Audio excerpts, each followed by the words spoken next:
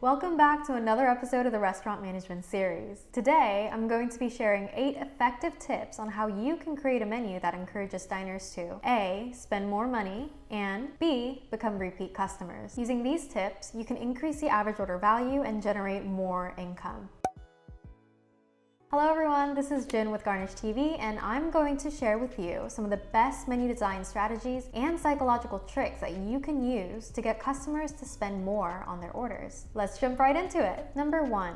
Use the corner rule. Experts have studied the eye scanning patterns of consumers and found that they tend to focus on the corners of the menu. For years, many believed that guests favored the upper right-hand corner, but new research shows that people actually start in the upper left-hand corner and read the menu like a book. So by placing your most expensive dishes in the top left corner, you are more likely to increase your orders than if they were in a body of your menu. Number 2. Ditch the dollar signs. Cornell University published a study in 2009 that showed consumers spend significantly more money at establishments that removed the dollar signs from their menus than restaurants that kept them. This is because seeing the dollar sign activates the pain center in the brain, and by eliminating this trigger, customers are encouraged to spend more money. However, many restaurants tend to use this tactic with only whole numbers, such as $10 rather than $9.99. Number 3. Use the 99-cent rule. If you're reluctant to ditch your dollar sign, consider reducing your item prices by 1 cent.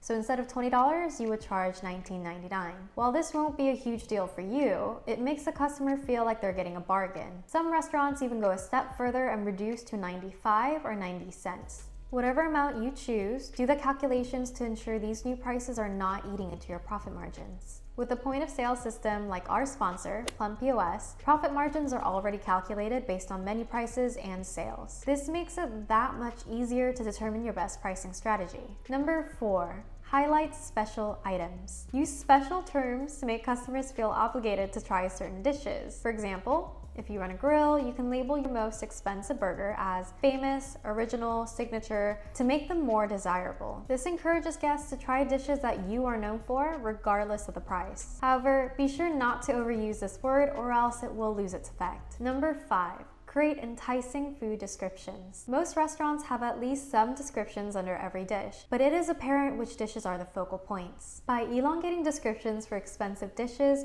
you have more opportunities to entice guests to place their orders. For example, instead of simply saying steak, you can illustrate the cuts of meat and describe its tenderness. Studies show that restaurants can increase their sales by up to 27% just by adding descriptions to their items. Number 6. Use images sparingly. Photos are great for showcasing premier items on your menu, but they shouldn't flood the page or else it will overwhelm the reader. Use high-quality images to entice customers to order specific dishes. However, you should make sure that the image is easy to replicate in the kitchen. Otherwise, customers may order a dish expecting what they saw on the menu, but become disappointed when it arrives. Number 7. Implement price decoys. As expected, customers are normally reluctant to order the most expensive item and instead will opt for a cheaper option. You can make an item appear more affordable by placing it next to a more expensive item. For example, you can place a $30 entree next to a $35 dish, making it look cheaper by comparison, even though it's one of your most profitable items. Items with the higher price tags are known as decoys and are used to deflect the guests to the desired dish. Number 8. Limit your menu. You should have no more than 7 items within each menu section.